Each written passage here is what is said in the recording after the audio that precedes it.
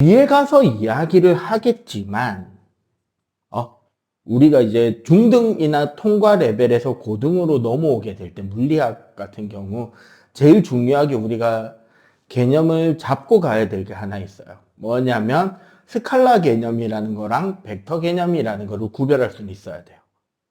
들어본 적 있어? 스칼라나 벡터? 들어는 봤어? 어떻게 다르다는 건 알아 혹시?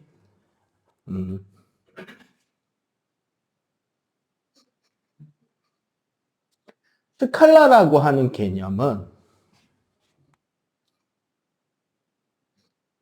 크기와 양을 표현하기 위한 개념이에요. 어떤 무언가의 물리량이 크기나 양과 관련된 물리량이야. 그러니까 크기나 양이다 보니까 기본적으로 스칼라에 내재되어 있는 개념은 절대값의 개념이에요. 자, 첫 번째로 절대값의 개념이니까 기본적으로는 어떻게 된다? 0보다 큰 값이게 돼요. 물론 스칼라인데 음수인 경우도 없냐? 아니요, 있어요. 절대값인데 음수가 나오는 거는 뭐다? 마이너스 부호로 표현되는 경우. 마이너스 부호로 표현되는 거는 기준의 미달이라는 개념. 응? 대표적으로 봐봐. 높이는 스칼라가 되겠죠. 기준점으로부터 위쪽으로 높이니까. 높이나 길이는 스칼라잖아. 그런데 네덜란드라는 나라의 땅의 대부분은 해발고도 마이너스의 땅이거든요. 이건 무슨 소리다? 고도면 높인데 마이너스가 있다? 그치. 왜 적은데? 그치. 해수면의 평균 높이를 해발고도라고 한단 말이야. 거기를 0이라 그래요. 해수면보다 낮은 곳에 땅이 있으니까 마이너스 높이의 땅이 있는 거지. 이해가 되죠? 원래 높이를 굳이 정하려면 지구에서는 지구 중심부터 재야 될 거예요. 아니면 평균 해수면 높이에서부터 재다 보니까 마이너스가 존재할 수가 있다. 그리고 혹시 중학교 때 코딩 배웠니? 학교에서? 코딩이나 기본 프로그래밍. 전혀? 보통 우리 코딩에서 A equal 10 엔터를 딱 치면 무슨 뜻이 되느냐? A는 10이다. A라는 변수에 10이라는 값을 대입해라. 그러고 나면 그때부터 A는 무슨 취급해요? 마치 숫자처럼 쓸 수 있죠. 10을 대신해서 A를 쓰는 거잖아. 그지? 그래서 이 개념에서 A를 쓰는 것을 우리가 스칼라를 물리학에서 스칼라 쓰는 거랑 비슷하다고 인지하면 돼요. 대신에 이거를 숫자 취급한다라는 말은 합과 차 그리고 곱이나 몫을 쓸 수 있다는 거잖아. 사칙연산에서. 그런데 선생님이 색깔을 다르게 표시한 이유가 있어요. 합이나 차는 언제만 쓸 수 있느냐? 반드시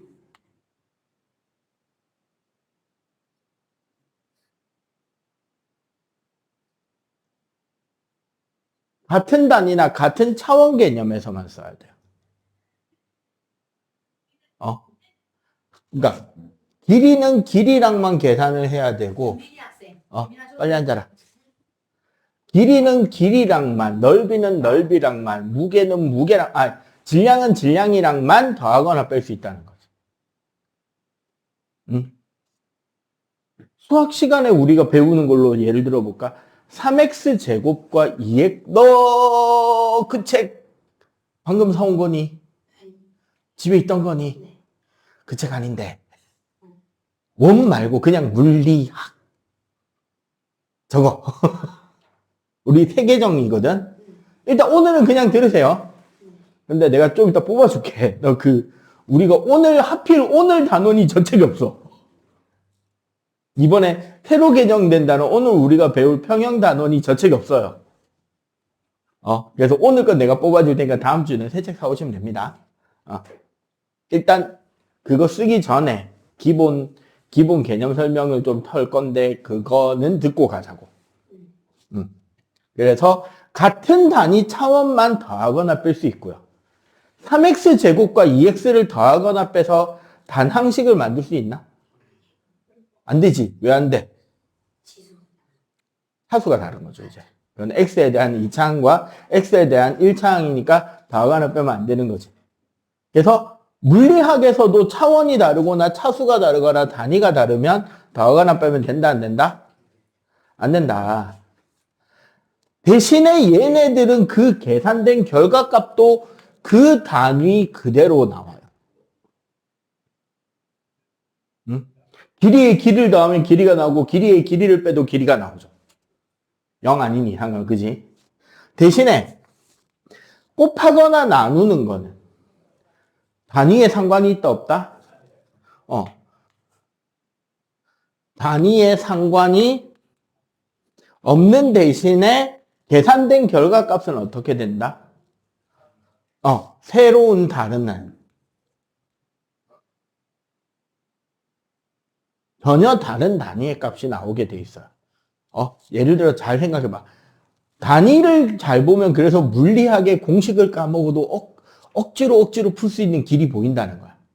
잘 봐봐. 길이의 길이를 곱하면 뭐가 되죠? 넓이가 되는 거예요. 맞지? 가로 길이 곱하기 세로 길이. 넓이가 되지. 그럼 넓이에 또 길이를 곱하면 부피가 되겠지. 질량을 부피로 나누면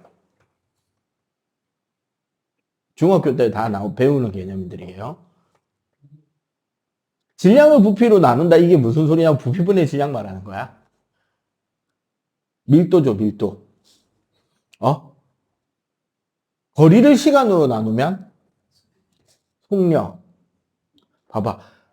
곱하거나 나눴을 때 곱하거나 나누는 건 계산이 되고 그 결과 전혀 다른 단위가 나오게 됩니다. 이런 걸 우리는 스칼라량이라고 해요. 그래서 스칼라는 량이라는 개념이 자연스럽게 붙는 거다. 그리고 스칼라는 뭐를 하게 된다? 숫자로 취급하게 된다. 그에 비해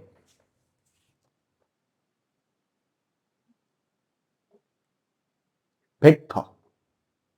벡터라는 표시를 해주려고 보통 기호 위에 화살표를 저렇게 그립니다. 혹시 벡터라는 말 들어본 적 있어? 언제? 수학 때? 방향. 혹시 수학 어디 하고 있어? 수학 선행 어디까지 했어? 공통수학 1, 2? 2까지. 통수학 하고 있는데 지금 영지원에 있어요. 공통수학 하고 있고. 자, 벡터라는 말은 크기나 방향, 즉 스칼라지. 크기에 대한 개념과 방향에 대한 개념을 같이 이야기하는 겁니다. 그래서 굳이 따지자면 수열에 가까워요. 벡터라는 개념은. 그래서 여러분들 요새 공수에 수열이 있나? 수원에 있나? 수원이나 투에? 수열은 수열만의 계산법이 따로 있단 말이에요. 선생님이 이제 수학을 안 해서 오래돼가지고 나도 헷갈리는데. 적어도 벡터는 그래서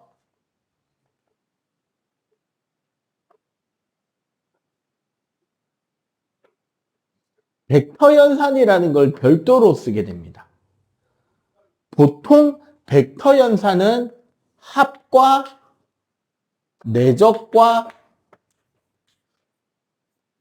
외적으로 이야기를 하고요. 중등이나 통과 레벨까지를 고려할 때 혹시 과학은 통과는 해봤어? 그냥 중등만 하고 지금 듣는 거야? 물리학 공부를 한번 했어? 그럼 대충 어느 정도는 알고 있을 거고. 여기 이제 통과해서 배운 내용들은 어느 정도 기억은 할 거고, 그죠? 자, 벡터 합은 물리학 통과에서 다 언급이 됐던 겁니다. 벡터 합을 구한다는 거. 가장 대표적이었던 게 알짜힘 구하기예요. 알짜힘 구하기인데 나란하지 않은 알짜힘을 구하려면 얘는 뭐가 되느냐? 좀 이따가 아마 좀 자세하게 언급이 될 것 같아요. 평행사변형을 구하는 겁니다. 평행사변형을 그려서 그 대각선 방향의 크기와 방향을 벡터의 합이라고 하는 거고요. 힘이 대표적으로 벡터예요. 왜? 우리 중학교 과정에서도 언급이 되는 게 있어요. 힘의 3요소는 힘의 크기, 힘의 방향, 힘의 작용점이잖아. 힘의 크기, 힘의 방향이 있으니까 힘이야말로 가장 대표적인 벡터 개념인 거죠. 벡터의 내적은 우리가 중학교 과정에서는 일의 양을 구할 때 썼습니다. 일을 구할 때는 힘과 이동 거리가 같은 방향일 때를 곱하는 거랍니다. 얘는 같은 방향의 곱을 구해서 그 합계를 구하는 게 벡터 내적이라고 하는 거예요. 그래서 같은 방향으로 만들어서 곱해야 되다 보니까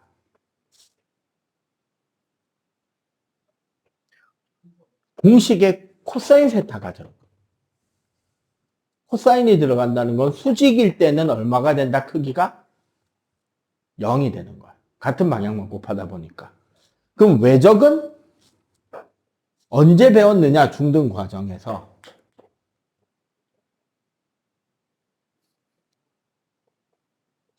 플레밍 법칙 할 때 배워요. 얘는 같은 방향을 곱하는 게 아니라 어느 방향을 곱한다?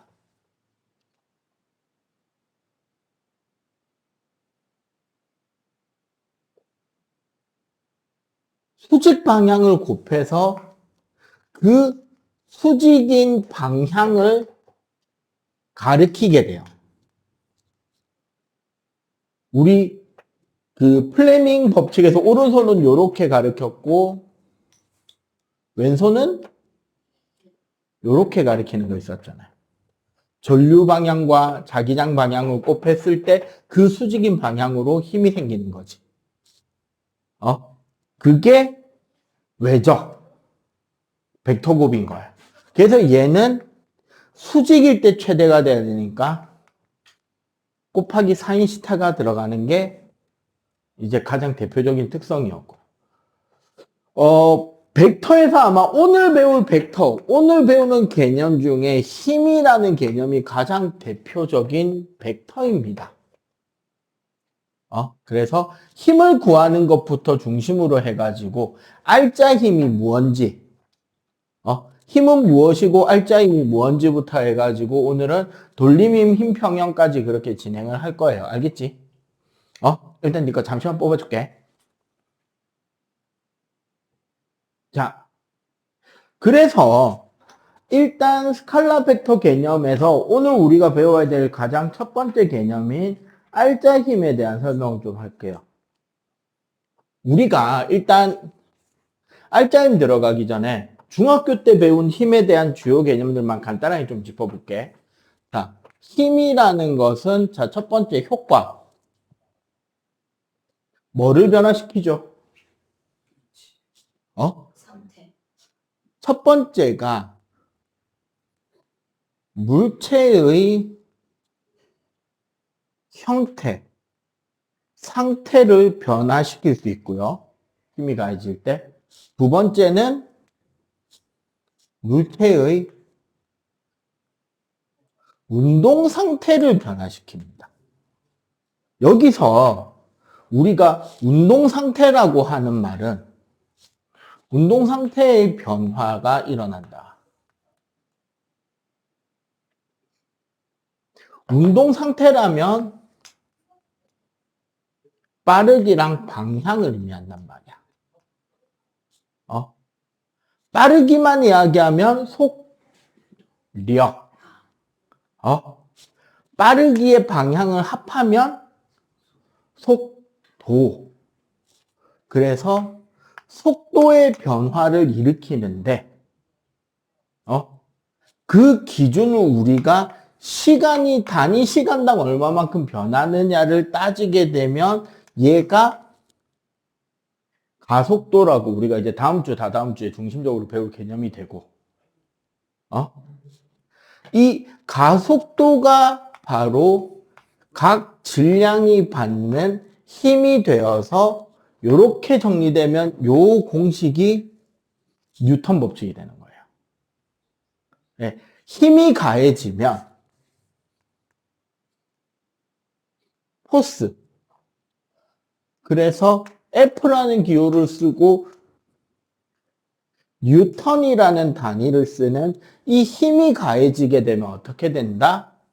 형태가 바뀌거나 운동 상태가 바뀐다. 특히 운동 상태가 바뀐다라는 말은 가속도가 생긴다. 그 가속도에 대해서 어떻게 생기는지를 보는 것이 뉴턴 법칙이다. 이렇게 연결을 해볼 수 있겠다. 그죠? 자, 그리고 힘을 표시할 때는 표시하기 위한 가장 중요한 3요소가 아까 잠깐 이야기 나왔던 크기, 방향,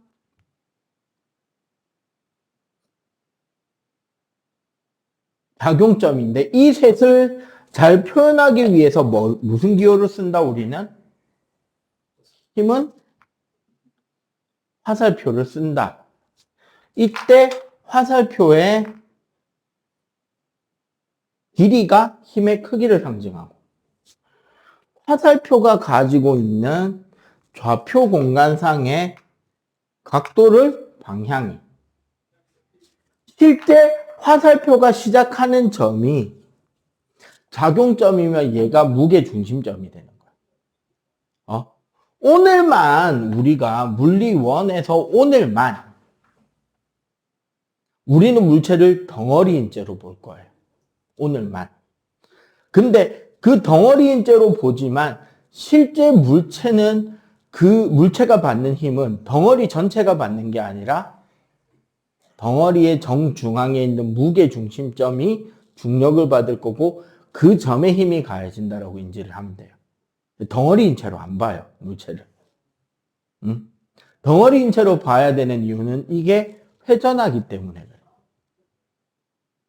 근데 일반적인 운동에서는 우리가 회전을 고려한다, 안 한다? 안 하잖아. 그럼 덩어리일 필요가 없는 거죠. 그냥 점의 이동으로 보게 돼요. 자, 일단 힘을 화살표로 표시하는 것까지 간단하게 이야기했으니까요. 이 내용 빠르게 정리를 하고 알짜힘 구하는 것부터 해가지고 토크 돌림 힘으로 이제 하고 안전까지 넘어가도록 할게요. 이거 빨리 필기 좀 하자. 노트 없냐? 자, 알짜힘.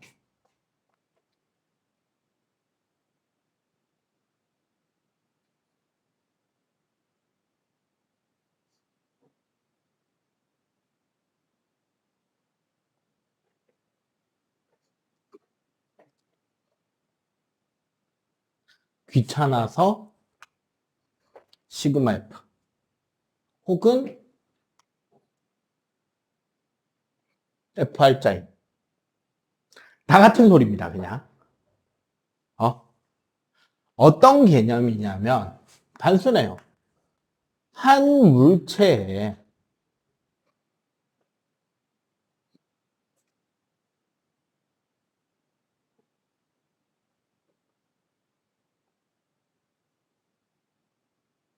한 물체에 힘 두 가지 이상이 동시에 작용하게 될 때,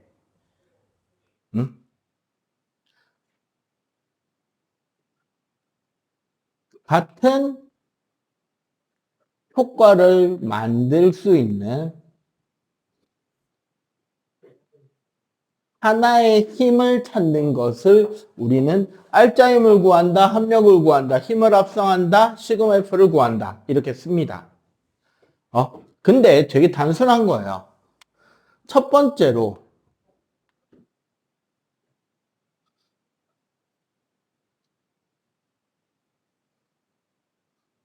나란한 방향, 같은 직선상에서 작용하는 두 개의 힘을 합하는 방법이에요. 수평면에 어떤 물체가 놓여져 있는데 같은 방향으로 F1과 F2가 가해진다. 좀 더 쉽게 이해하기 위해 숫자를 넣어볼까요? F1이 3N이고 F2가 5N이야. 그러면 얘랑 똑같은 효과를 만들려면 같은 물체에 몇 뉴턴의 힘을 가하면 똑같은 효과가 날까요? 그치. 같은 물체라고 하는데요. 그 알짜임의 크기는 8뉴턴이면 효과가 똑같겠죠? 아니면 이거 한번 볼까?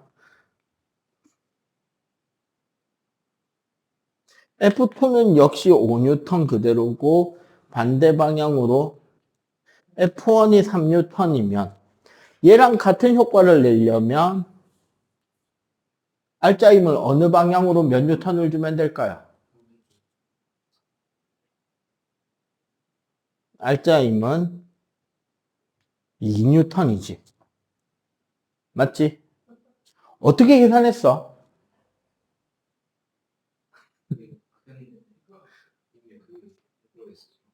그러니까 얘 같은 경우는 사실 뭐다? 두 힘의 크기를 그냥 더했죠. 얘는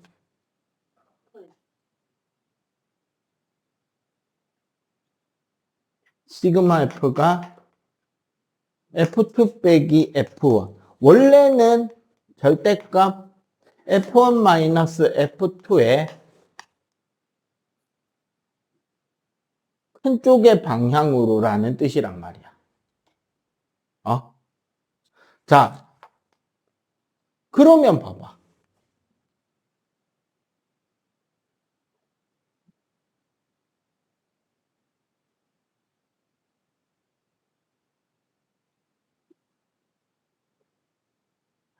힘이 나란하지 않게 작용할 때 아까 벡터 합을 구하는 게 뭐라 그랬다?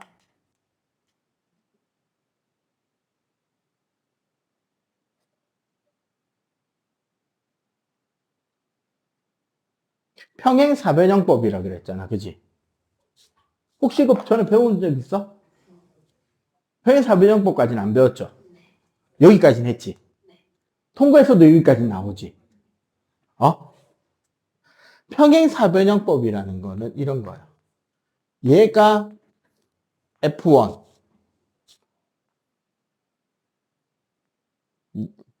얘가 F2라고 치자고. 한 물체에 F1과 F2가 가해지고 있단 말이야. 그럼 이 둘의 합력은 어떻게 나오느냐? F1과 F2를 이웃한 두 대변으로 하는 뭐를 그린다? 평행사변형을 작도해서 그 대각선 방향과 길이가 뭐가 된다? 알짜임이 되는 거야. 그런데 요거는 어떻게 만들어지는 거냐면 잘 봐봐. 원래 벡터 개념에 이런 게 있어요. 크기와 방향이 같으면 같은 벡터 취급을 해요. 즉, 뭐 해도 된다? 평행이동 시켜도 돼요. 그러면 지금 얘가 F1이니까 얘도 뭐가 된다? F1 벡터가 되겠지. 그럼 여기에 요렇게 연장선을 잡아준다고 치면 얘는 뭐가 되죠? 요각을 세타라고 할 때 여기가 세타가 되겠지? 그럼 요거는 길이가 F1의 사인이 될 거 아니야. 여기 세타, 여기 직각, 요 직각삼각형에서. 그럼 요 길이는 F1의 코사인이 돼요. 그러면 이제 뭐가 나왔다? 직각삼각형이 만들어졌잖아. 여기서 뭐를 한다? 피타고라스의 법칙을 적용해 보면 풀이 과정 생략하고 안 해줘도 되겠죠? 그냥 우리 간단히 결론만 가자고 바로. 풀이 과정 생략하면 얘 제곱은 F1 제곱 더하기 F2 제곱 더하기 2F1 F2 코사인이 됩니다. 왜? 사인 제곱 더하기 코사인 제곱은 1이잖아. 맞죠? 그래서 세타가 0도면 코사인 세타는 1이 되죠. 맞지? 요걸 대입하면 시그마 F의 제곱은 F1 플러스 F2의 완전 제곱식으로 가서 시그마 F는 F1 플러스 F2가 되고 얘가 최대값이죠. 만약에 세타가 180도가 돼서 코사인 세타가 마이너스 1이 되면 위의 식이 어떻게 바뀐다? 얘가 마이너스 1로 바뀌면 시그마 F의 제곱은 F1 마이너스 F2의 완전 제곱이잖아. 맞죠? 그러니까 어떻게 된다? 시그마 F는 절대값 F1 마이너스 F2 절대값의 최소값을 가지게 되겠지. 그죠? 요 식을 바탕으로 보면 결국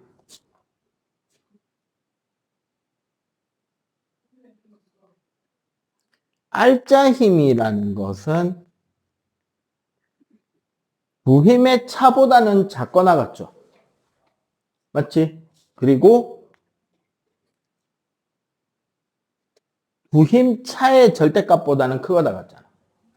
근데 얘가 절대값이니까 뭐보다? 0보다 크거나 같게 되죠. 그지? 자, 여기서 요 과정이 힘의 평형을 의미하게 돼요.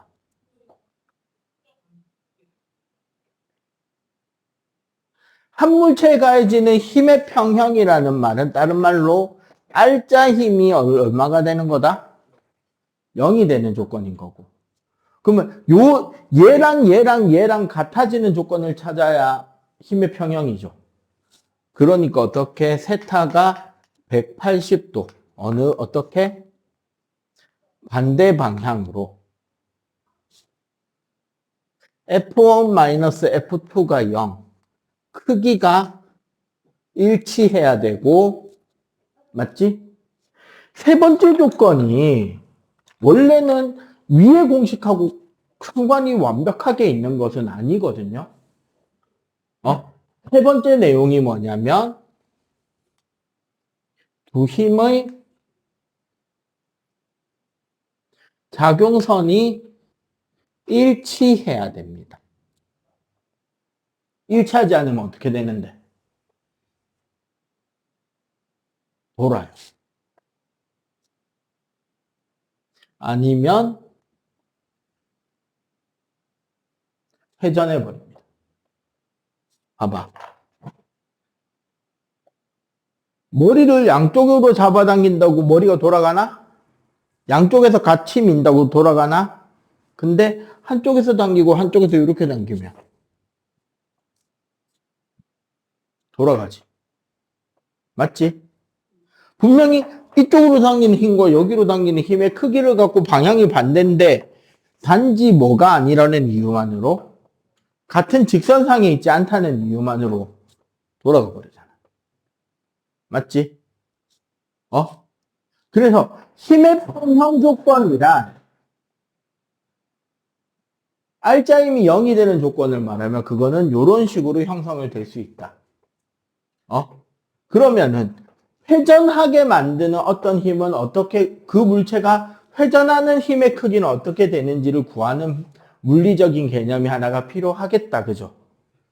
그걸 우리는 돌림힘 혹은 토크라고 부릅니다. 오케이? 자, 일단 지금 칠판 정리를 좀 합시다.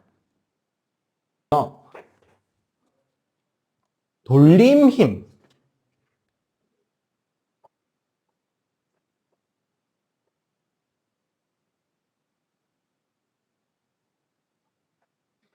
저게 그리스 알파벳 타우라는 알파벳이고요. 보통 우리는 토크라고 있습니다. 이 토크에 대해서 배우는데 타우는 R 곱하기 F. 여기서 R이라는 거는 팔 길이고요. F는 힘이 됩니다.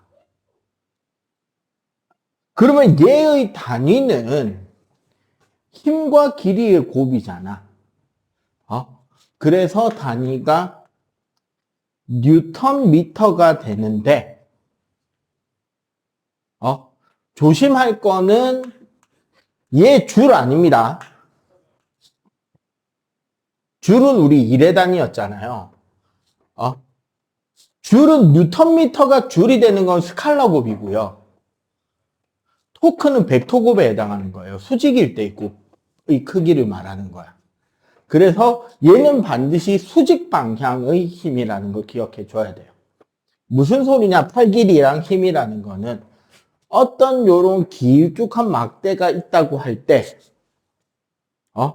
이 막대의 한쪽 끝이 회전 중심이라고 보면, 이 회전 중심에서 막대 방향으로 쭉 나올 때 힘이 가해지는 지점까지의 거리가 팔 길이 R이 되는 거고요. 여기에 어떻게 반드시 수직인 방향으로 가해지는 F를 힘이라고 하는 거예요. 그래서 이 경우는 타우는 RF라고 할 수 있고, 어쨌거나 얘는 회전한다라는 말은 시계 반대 방향이냐 시계 방향이냐라고 이야기를 하죠. 일반적으로 우리 문제집에 보면 그런 기록이 있을 거예요. 반시계를 플러스 시계를 마이너스라고 한다라고 되어 있는데, 벡터 개념의 가장 기본은요, 그렇게 방향을 고정하면 나중에 피곤합니다. 되게 부드럽게 생각하셔야 돼요. 무슨 소리다? 문제에 처음 나오는 토크 방향을 플러스라 생각해요. 그럼 반대쪽은 저절로 마이너스인 거야. 물1에서 여러분들 벡터 개념에서 마이너스는 그렇게만 쓰면 돼요. 처음 나온 방향 반대쪽. 이해가 돼? 막 어떤 책에 보면 X축, Y축 좌표 평면 기준으로 플러스 마이너스 방향을 고정해 놓고 문제를 풀이를 하거나 풀이를 하는 문제집의 해설 답지가 있어요. 나중에 피곤해져. 괜히 마이너스인지 아닌지 헷갈리기 시작해서 그냥 처음 움직인 방향을 플러스, 반대 방향은 마이너스. 그럼 회전 방향도 만약에 시계 방향이 먼저 나왔으면 시계가 플러스, 반시계가 먼저 나오면 반시계를 플러스, 시계는 라고 해놓고 풀고 마지막 답 쓸 때만 시계 방향이다, 반시계 방향이다 라고 쓰면 돼. 괜히 정해놓고 풀다가 헷갈려서 틀리는 녀석들을 훨씬 많이 봤어요. 알겠지? 자, 그래서 한쪽이 플러스면 한쪽이 마이너스가 되고 토크 값은 RF가 된다. 근데 문제는 힘을 수직으로만 준다는 보장이 있다 없다? 없죠? 그럼 비슷한 개념에서 팔이 있는데 봐봐. 힘이 요 끝에서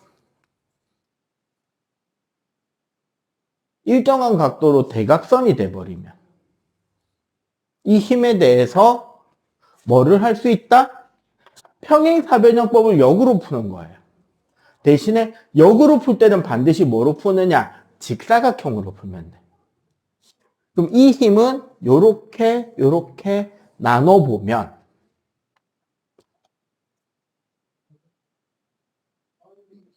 나란한 방향의 힘과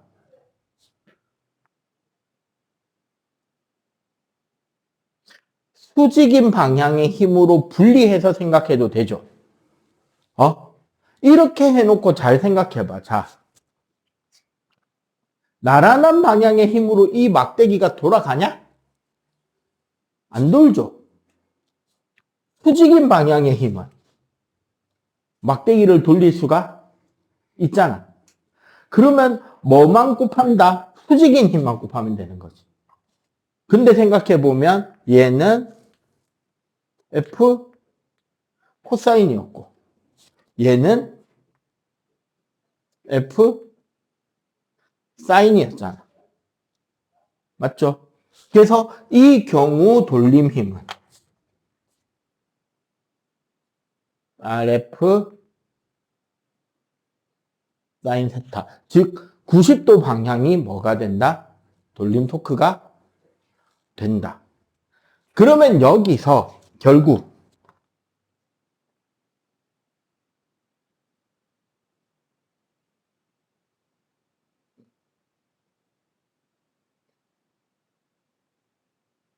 역학적 평형이라는 개념을 배워야 돼요. 역학적 평형이란 간단하게 말하면 시그마 F도 0.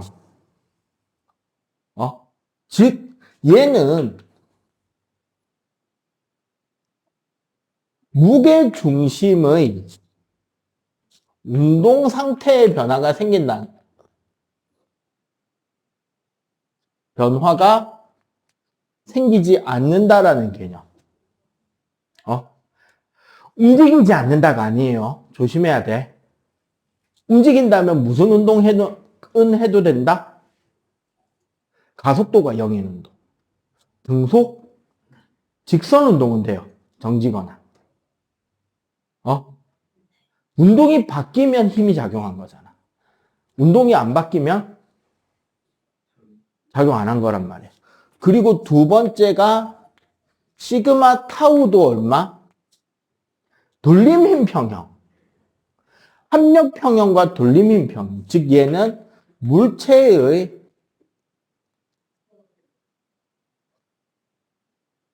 회전 상태에 변화가 있다 없다? 없는 걸 말해요. 그러면 타우 평형을 설명하려면 사실 이거 우리 초등학교 때 풀었던 거야. 타우 평형 문제를. 뭐냐면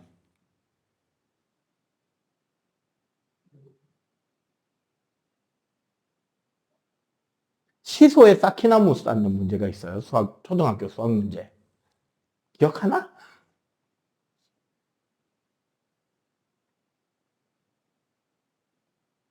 여기 1번 칸, 여기 2번 칸, 여기 3번 칸, 여기 1번 칸, 여기 2번 칸, 여기 3번 칸. 3번 칸에 여기 상자가 4개 쌓여 있어요. 그럼 여기 2번 칸에 상자 몇 개를 쌓아야 균형이 맞춰질까? 그치, 6개. 어디서 본 것 같은 문제이긴 하다, 그죠? 이게 무슨 소리다? 여기는 두 칸의 얘 무게. 여기는 3칸의 얘 무게. 그지? 이 두 칸의 얘 무게가 요쪽 토크, 반시계 토크를 만들 거고, 3칸의 4개의 무게가 시계 방향 토크를 만들 거 아니야. 맞지? 이 두 개의 크기가 같으면 이 시소는 어떻게? 양쪽의 균형이 딱 맞춰져 있게 된다는 거지.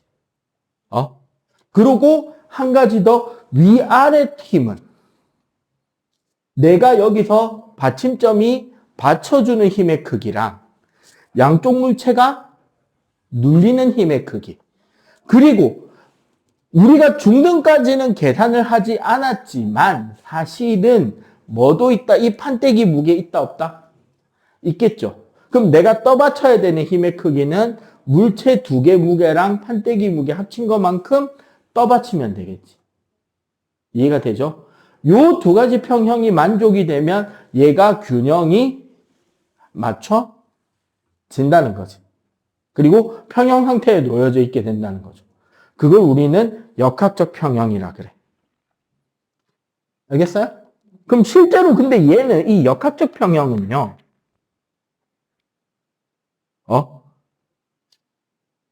좀 일단 풀어봐야 돼요. 자, 역학적 평형 관련 문제를 하나를 풀기 위해서 적당한 문제를 하나 볼게요. 개념 기본 문제에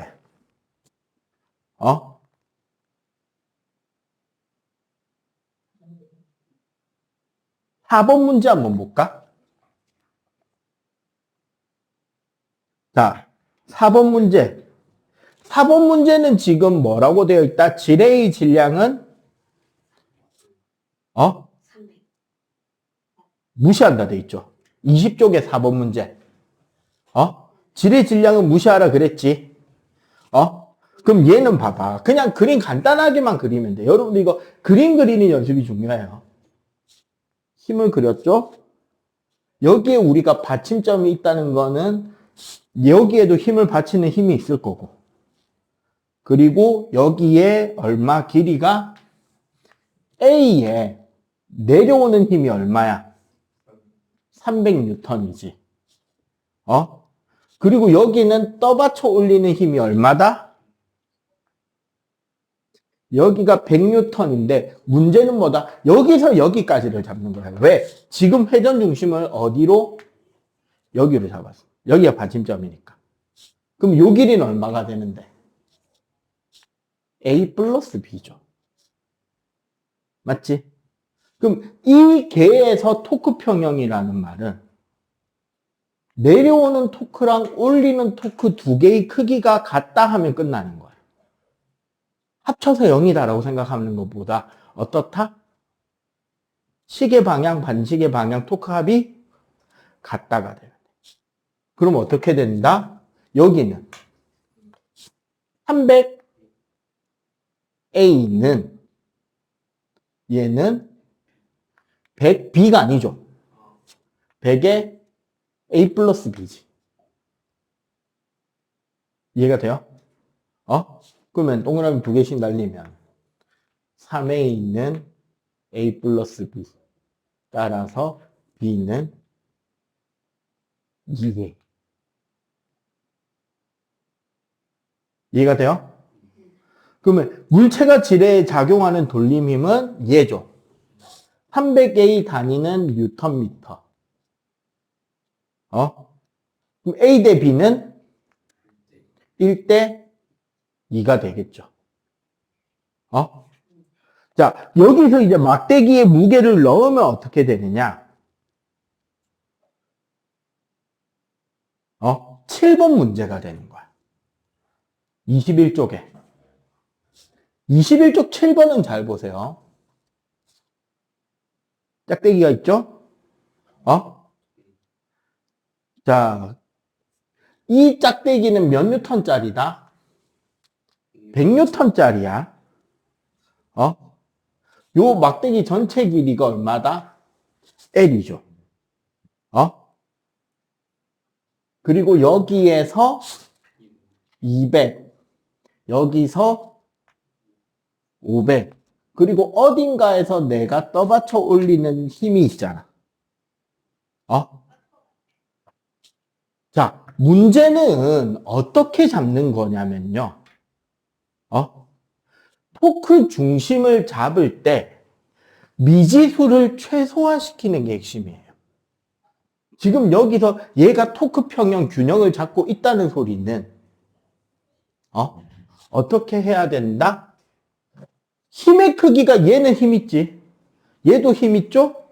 얘도 힘이 있지? 얘가 미지수잖아.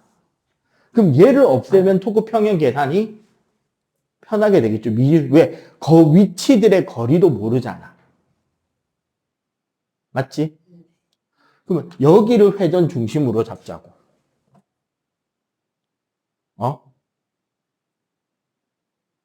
그러면 일단 봐봐. 요 무게 중심점, 얘는 막대기가 균일한 밀도의 무게 중심이니까 딱 어디 있을까?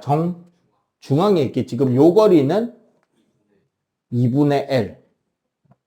맞죠?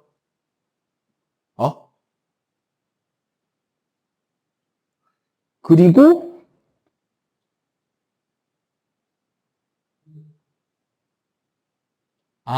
F 크기가 나오는구나. 실수했다. 봐봐. 얘의 역학적 평형을 이야기할 거 아니야.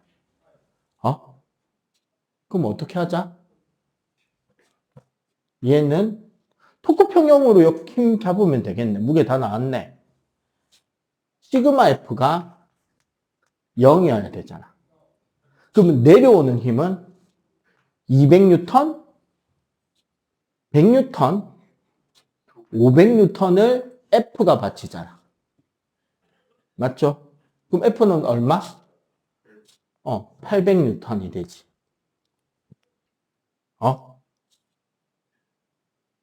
그러면 여기서 어떻게 토크 평형을 잡으면 된다?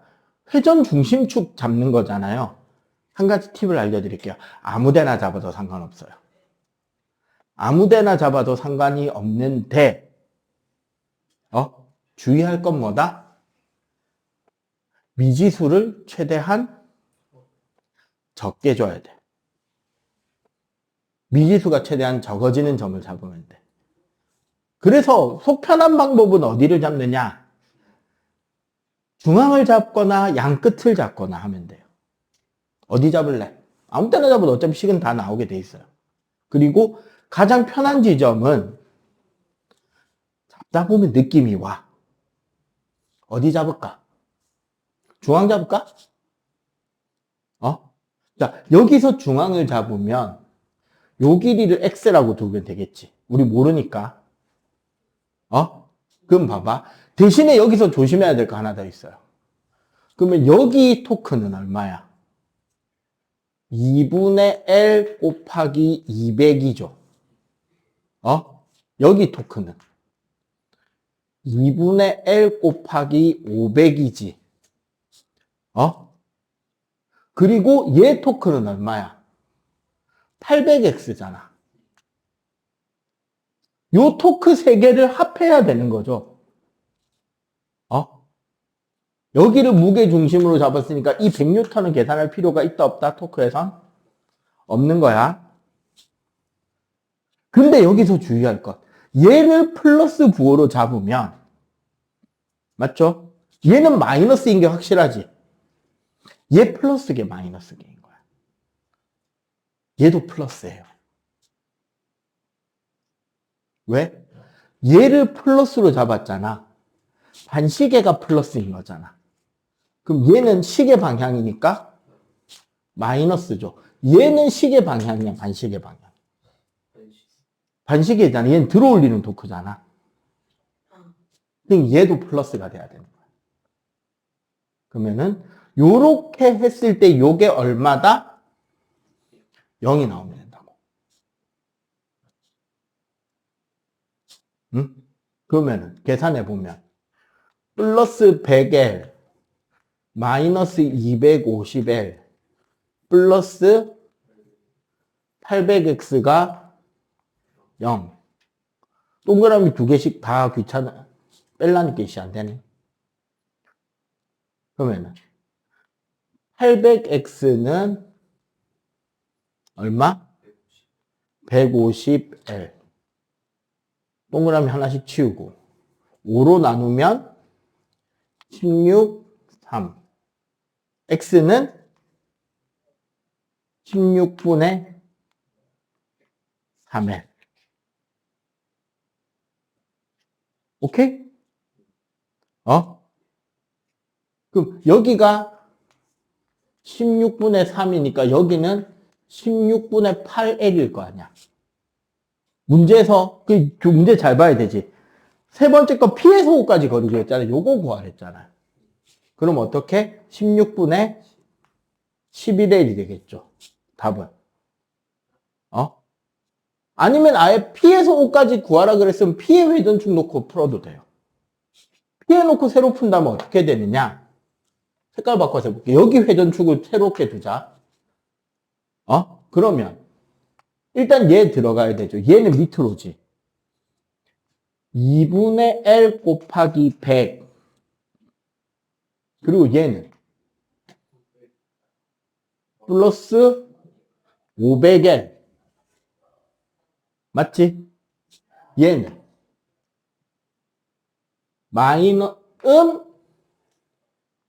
X 다시 곱하기 800이 된단 말이야. 맞죠? 약분하면 50. 너무 위에서 잘 안 보이니까 여기다가 마무리 계산할게요. 550L은 800X 하나씩 빼고 넘어가서 5로 나누고 X는 16분의 11L. 맞지? 회전축 어디로 잡아도 어차피 계산 똑같게 나옵니다. 끝점을 잡으면 장점은 뭐다? 어차피 위아래냐만 따지면 돼요. 이해가 되지? 중앙의 점을 잡으면 시계냐 반시계냐를 따져야 되는 일이 생길 수 있다는 거지. 알겠어요? 자, 요렇게 잡히는 게 토크 평형입니다. 요거는 풀이 과정은 둘 중에 하나만 기록하고 요거 일단 필기. 요 개념을 좀 이야기합시다. 무게중심. 응. 앞에 내용이 잘렸어? 자, 요거 봐봐. 요걸 놔두고 먼지만 좀 보면 되니까 나는. 자, 무게중심에 대한 개념, 역학적 평형에 대한 개념이 나오는데요. 우리가 보통 형태가 딱 일정한 도형 같은 경우는 무게중심을 알죠. 특히 여러분들 뭐 삼각형 같은 경우는 중학교 중등수학 시간에 오심 배우잖아요. 외심, 내심, 무게중심, 방심, 또 뭐 있냐? 수심? 뭐 그런 것들 있죠. 딱 예를 들어서 평행사변형, 직사각형, 말은 뭐 이러면은 두 대각선의 교점이 무게중심이 되겠지. 원이면 원의 중심일 거고. 그럼 물체가 만약에 이렇게 생겼으면 얘 무게중심 어떻게 잡을 건데?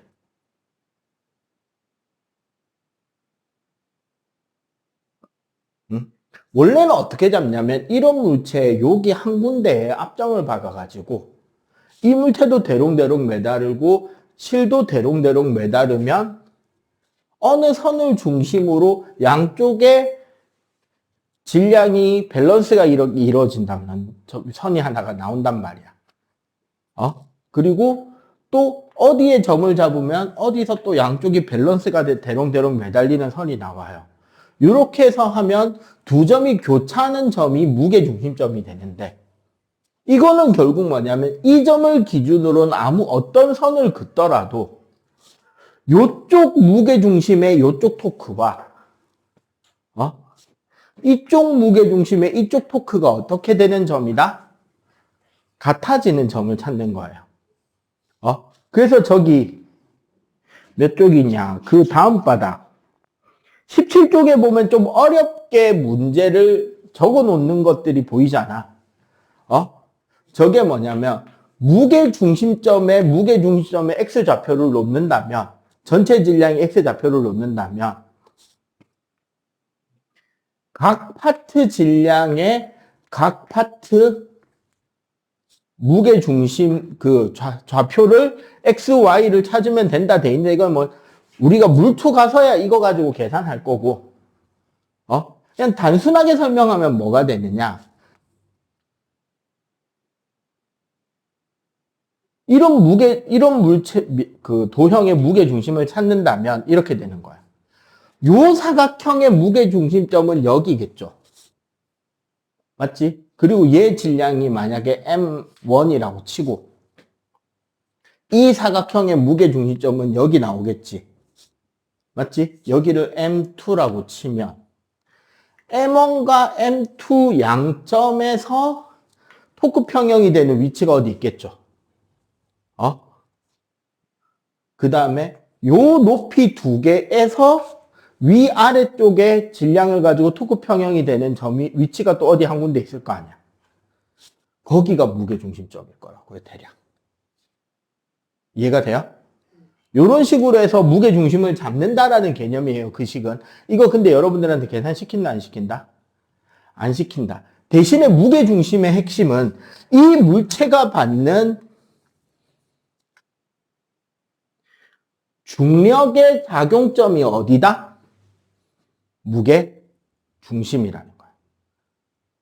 그리고 이 무게중심점의 위치의 중요성은 뭐냐면 어떤 구조물이 자빠질 거냐 안 자빠질 거냐, 넘어질 거냐 안 넘어질 거냐의 위치를 판단하는데 제일 중요한 위치가 뭐다? 무게중심이에요.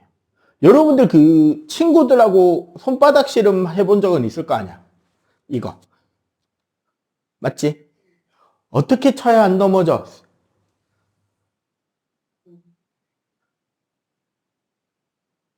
보통 이제 잽시리로 이렇게 치죠. 맞지? 뭘 했어, 선생님? 자세를 낮추면서 엉덩이를 뒤로 뺐죠.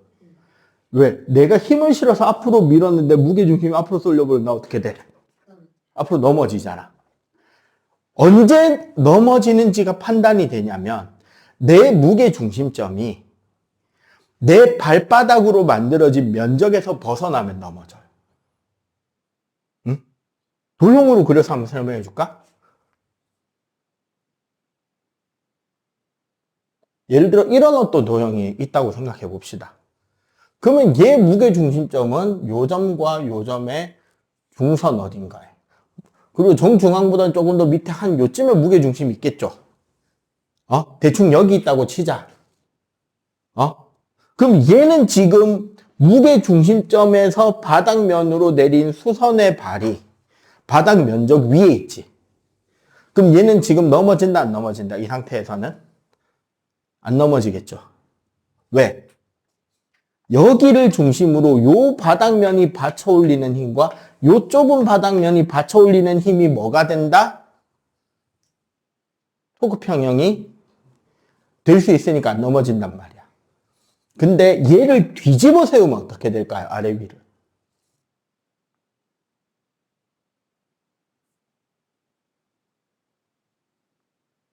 뒤집어 세우면 얘 무게 중심점이 이미 바닥면을 벗어났죠. 그럼 봐봐. 요 바닥면은 떠받쳐 올리는 힘이 생기고 이 중력은 밑으로 내려오는 힘이 생기는데 이 선을 기준으로 이쪽에서 받쳐주는 힘이 지금 있어요, 없어요? 없지. 그럼 얘는 어떻게 된다? 100% 꼬꾸라지겠지. 안 넘어지게 하려면 어떻게 해야 될까? 무게중심 이쪽 편에 기둥 같은 걸 세워서 받치거나, 그죠? 맞지? 아니면 천정 끝에 요 끝점을 실에다가 이렇게 매달아 놓거나 해야 안 넘어지겠지. 요쪽으로 올리는 토크가 생기니까. 그게 아니면, 그런 게 없으면 그대로 토크가 생겨서 꽈당탕 잡바링을 하겠죠. 일단 요 구조, 안정성의 첫 번째 무게중심점이 어디에 있어야 된다?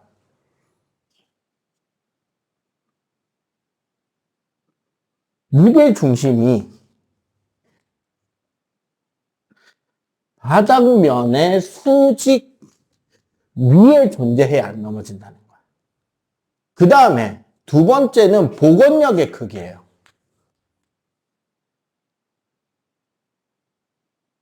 복원력이란 맨 처음에 원래 있던 상태로 돌아오려는 힘이 생기느냐, 자빠지는 쪽으로 힘이 생기느냐를 이야기를 하는 거란 말이야. 그래서 복원력을 이해하려면 어떻게 하면 되느냐? 그냥 되게 평범하게 하나 그려볼게요. 그냥 사각형이지. 그럼 얘 무게중심점 요 가운데 있을 거 아니야. 얘를 기울이면 어떻게 될까요? 한 요 정도만 기울여볼까?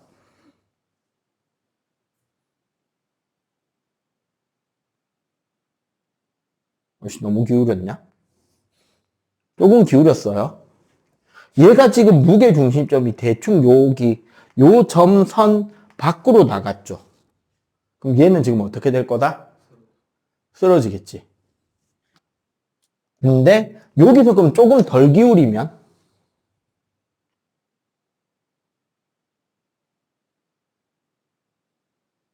조금 덜 기울이면 무게중심점이 아직 안 나갔잖아. 응? 그럼 얘는 안 넘어진단 말이야. 근데 이거 실제로 자세히 그려보잖아. 무게중심점이 여기서 이렇게 왔어요. 요 바닥에 닿는 요 선이 보통 무게중심점이 제일 높아진 위치가 돼. 그리고 그걸 지나고부터는 무게중심점의 위치를 잇는 선이 어떻게 된다? 내려오기 시작하거든. 그럼 봐봐. 무게중심점이 원래 위치에서 올라가는 동안은 놨을 때 힘이 어느 쪽으로 작용한다? 토크압이 복원력으로 작용해서 돌아간단 말이야. 근데 무게중심의 최고점을 지나면 놨을 때 토크 힘이 어디로 작용한다? 자빠지던 방향으로 계속 작용하게 돼요. 이러면 어떻게 된다? 꽈당 넘어지는 거지. 그래서 보통 요 바닥면의 소선을 지나느냐 안 지나느냐. 무게중심 위치가.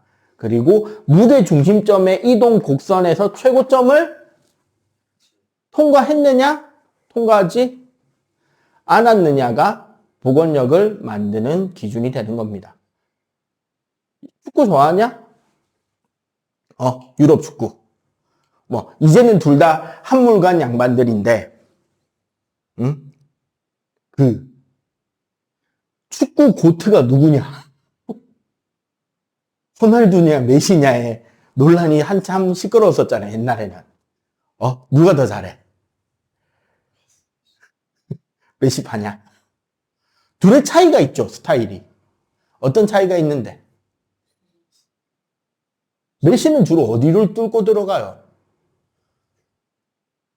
포지션이 꼭 중앙은 아닌데 거의 중앙을 뚫죠. 메시는. 호날두는 스트라이커라고 세워놨는데 아니 윙에 세워놔도 스트라이커 지랄하러 들어가고 스트라이커로 세워놔도 윙으로 빠져서 뛰어 들어가지. 그지? 어떤 차이가 있어서 그럴까요? 키도 키인데 드리블 칠 때 자세 스타일이 달라요. 메시는 어떻게 자세를 키도 작지만 메시는 드리블을 칠 때 무게 중심을 더 내려요.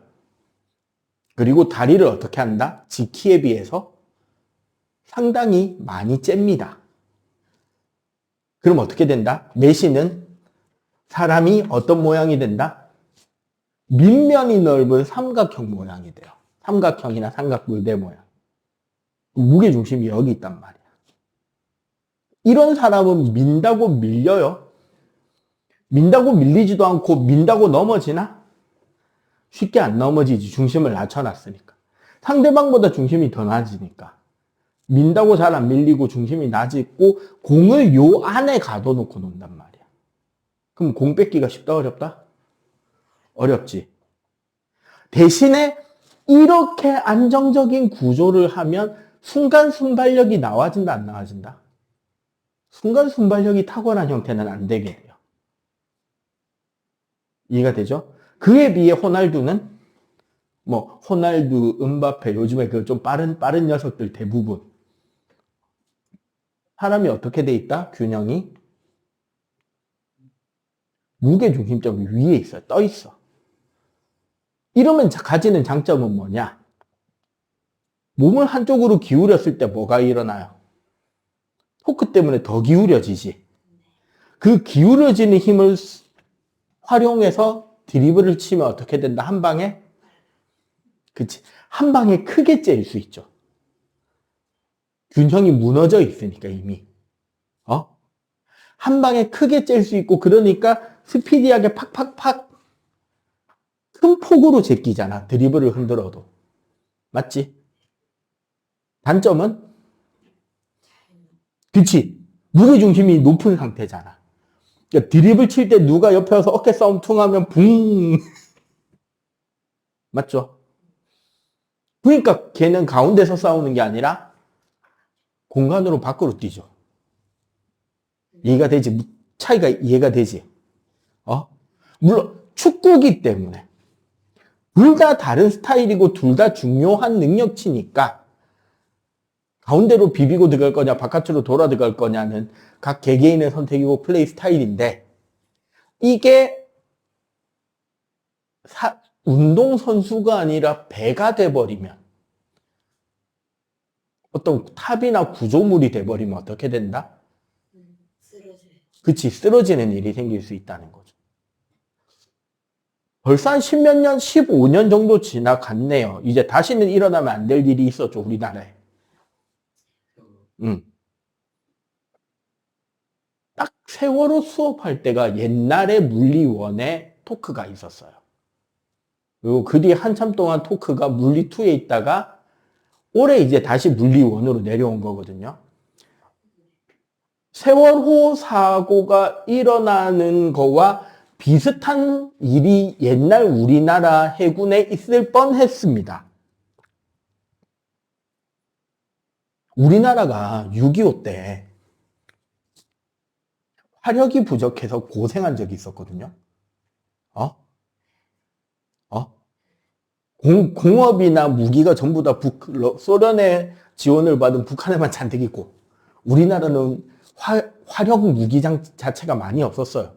미군이 가지고 있는 거 조금 얻은 거 빼고. 북한은 막 탱크 몰고 내려오는데 우리나라는 고작해야 똥 박격포, 견인포 몇 개가 다 했단 말이에요. 한국군 전체 막을 수 없어.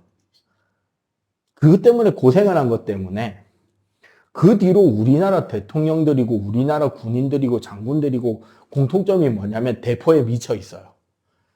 지금까지도. 오죽하면 농담으로 그 이야기 합니다. 땅바닥에 붙어있는 대포 있으면 저 대포를 실을 만한 차량을 고민하고 잘 굴러가는 차가 하나가 만들어지면 저기다가 어떤 대포를 실으면 예뻐 보일지를 고민한다 그래요. 근데 이게 육군만 그 지랄을 하는 게 아니라 해군도 그 지랄을 했어요. 이제는 다 은퇴시킨 함선인데 울산급 호위함이라는 배가 있습니다. 이제는 다 대체됐어요. 신형함정으로. 이제 다 은퇴했는데 미국에서 설계도를 얻어와서 이제 우리가 만들었어요, 배를. 근데 미국은 이제 딱 계산 잘해서 배를 만들어 놨어. 근데 우리나라 돈 없잖아. 그때만 해도 돈 가난했단 말이에요. 70년대니까. 그러니까 어떻게 한다? 배를 많이 만들기 힘드니까 배 한 대 만들어 놓고 대포를 그치. 대포고 어뢰고 대전 미사일이고 뭐고 기관총이고 뭐고 득지 많이 붙이는 거야, 무조건. 야, 저기 비었잖아. 저기 더 달아. 그러니까 배 무게가 자꾸 어디에만 더 무거운 게 실린다? 위에 실리니까 배 균형이 어떻게 돼? 무게 중심이. 점점 더 올라가겠지. 배가 나왔어. 크기에 비해 막 무장도 화려해. 막 엄청 많이 달아놨어. 내일 모레면 이제 대통령이 와, 각각께서 오신다고. 서울에서. 그러면 이 배가 잘 가는지 확인을 해야 되잖아. 일단 만들라는 대로 만들었는데. 바다에 놓고 딱 출발을 딱 시키니까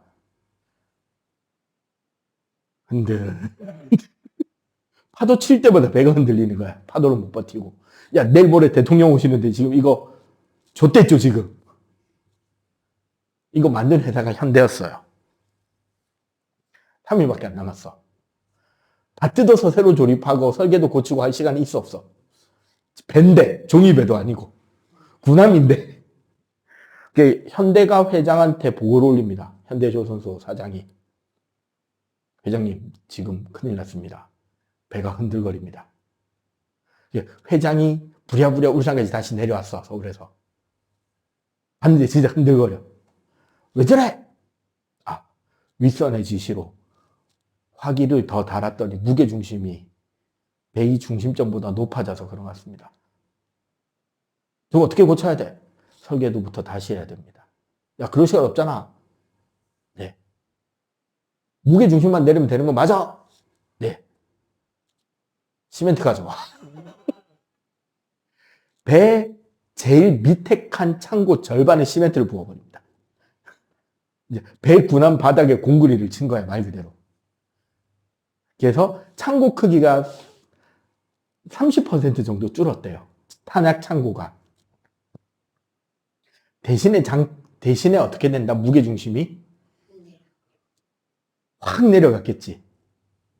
그러니까 배가 많이 무거워지긴 했지. 연비도 구려졌겠지. 하지만 파도에 흔들려 안 흔들려 이제. 힘차게 차고 나가는 모습을 보여준 거야 되죠. 아, 역시 잘했어. 대통령 갔단 말이야. 야, 설계도 고쳐. 맨 처음에 뽑은 세대는 콘크리트를 부어놨어요. 그리고 그게 딱 한 번 우리나라 해전사에 승리를 가져오는 이유가 되기도 합니다. 2002년도 올림픽 월드컵 때 서해교전이라는 전쟁이 있었거든. 대포를 쏘고 기관총을 갈기면 전쟁이 터질까봐 우리나라는 왜 한참 축제 중이니까 북한이 해군 도발해오는 걸 몸으로 밀어내라 그랬거든. 그때 동원된 배가 하필 그 처음에 만들어진 세대 중에 한 대였어. 몸싸움으로 서로 옆면으로 밀어내다가 자꾸 심하게 교전해와서 파도 팡 칠 때 배가 빡 정면으로 박았거든. 팡 들리고 빡 박았는데 우지직. 예상보다 배가 무거우니까 우지직. 몸싸움으로 상대방 배 한 척을 그대로 가라앉혔다라는. 이 중심을 낮춰야 되잖아요. 세월호에서 생겼던 가장 큰 문제가 뭐였냐면요. 배의 무게 중심이 너무 높게 서요. 큰 배는 원래 넘어지지 않도록 밑에 밸러스트 탱크라는 물탱크가 양쪽에 설치되어 있어요. 그리고 이 두 개의 물탱크는 가운데 컴퓨터로 제어되는 펌프로 균형이 잡혀요.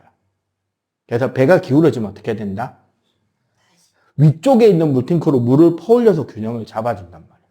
근데 생각해보면 여기에 물 반 채워놓은 이 물의 무게도 배의 무게잖아. 화물을 많이 실으려면 이 물을 덜어내야 되지. 거의 답이었대요.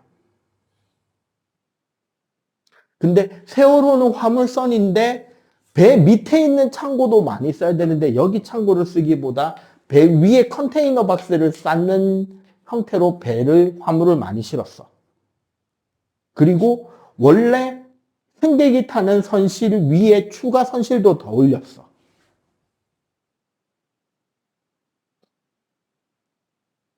방금까지 말한 실수 3개 중에 하나만 했으면 안 일어나도 될 실수가 어떻게 됐다? 3개? 다 해버렸고. 그러니까 파도에 안전해요? 불안해요? 배가. 불안하니까 파도가 많이 치는 바깥 바다로 도는 게 아니라 파도가 좀 덜 치는 섬 사이 길로 갈 수밖에 없었고. 그 와중에 선장이랑 항해사가 딴짓하고 졸아버리는 바람에 섬에 충돌할 위기라고 깜짝 놀라서 배를 급 커브를 돌리니까 무게중심이 떠있는 사람이 급 커브를 돌면 어떻게 돼?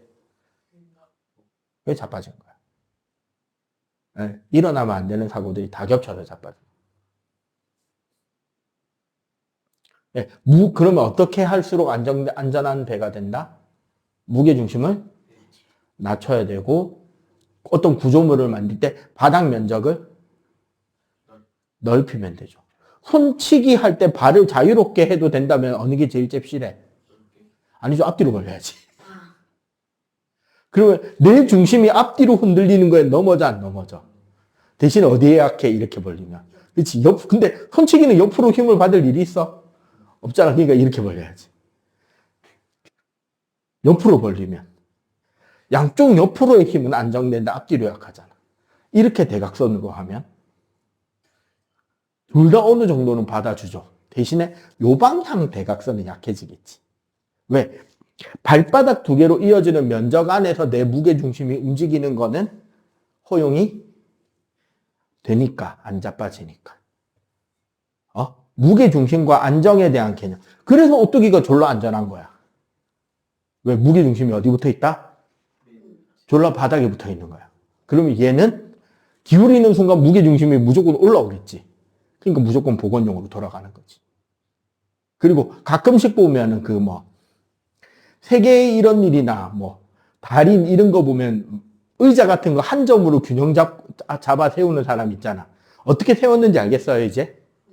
그치? 무게 중심이 딱 그 바닥에 닿여 있는 그 점 위에 가게만 딱 세워 놓을 수 있으면 균형이 잡힌다. 근데 걔는 안정하다, 불안정하다? 그러니까 조금만 거기서 벗어나면 어떻게 돼요? 바로 자빠지겠지. 알겠죠? 자, 오늘 여기까지 했으니까 요 뒤에 있는 문제들 풀고 매겨오세요. 책 바꿔야 됩니다. 새 책 사야 돼요. 그래서 뒤에 푸는데